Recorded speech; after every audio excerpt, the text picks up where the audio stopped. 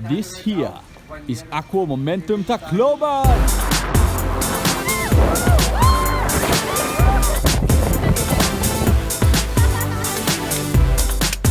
It is the only place in Tacloban that'll take you to any island in all of Region 8. We just came from Marabud, Samar. Next destination, Juanico Bridge!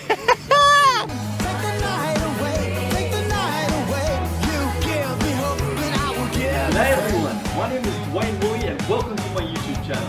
Isa akong Australiano na may pusong Pinoy. Here we are in the Gulf of Leyte and Samar. The water is always calm, which makes it perfect for boat rides.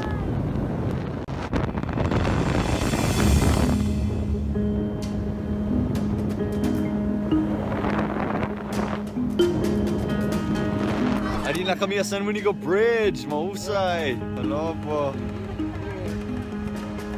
The Juanico Bridge was built under the direction of President Ferdinand Marcos and is the wonder of Region 8.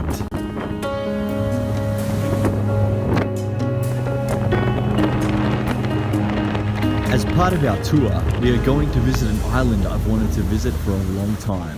Hello, finally!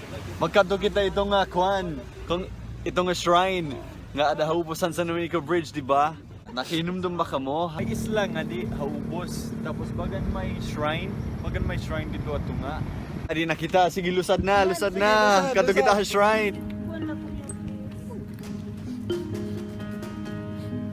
The name of this island is Saint Martin Island, and only Aqua Momentum have permission to go here as it's a privately owned island.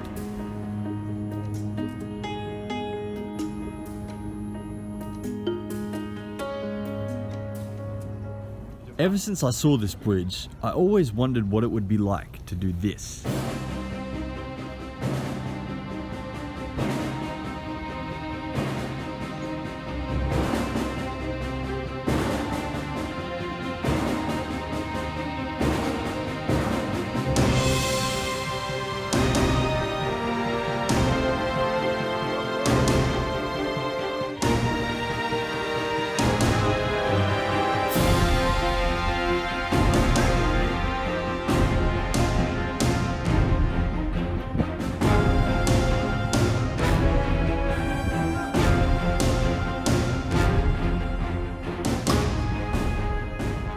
And finally, Last tigman ini, at last makakita kita hin shrine.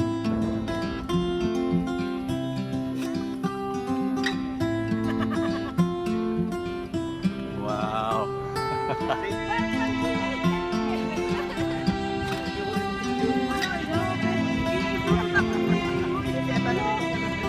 So, ano man ini nga shrine?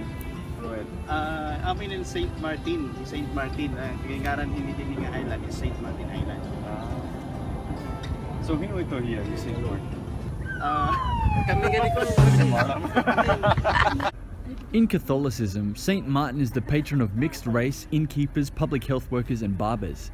He was praised for his unconditional care for all people and his spiritual connection with animals. Ini nga tulay usahiyang maupay nga ginbuhat ni Marcos. Siyempre damo nga tao nagsisiring nga may mga diri maupay nga ginbuhat ni Marcos, pero kinahanglan gyapon naton ma-appreciate ang mga maupay nga ginhimo para ha Pilipinas. Kita hoy nga mahusay nga tulay na nagdurugtong ang Leyte ngan Samar. If you're planning on a trip to Leyte, make sure you visit Aqua Momentum, Tacloban. Gani ka mo Saint Martin Island. It's more fun in the Philippines.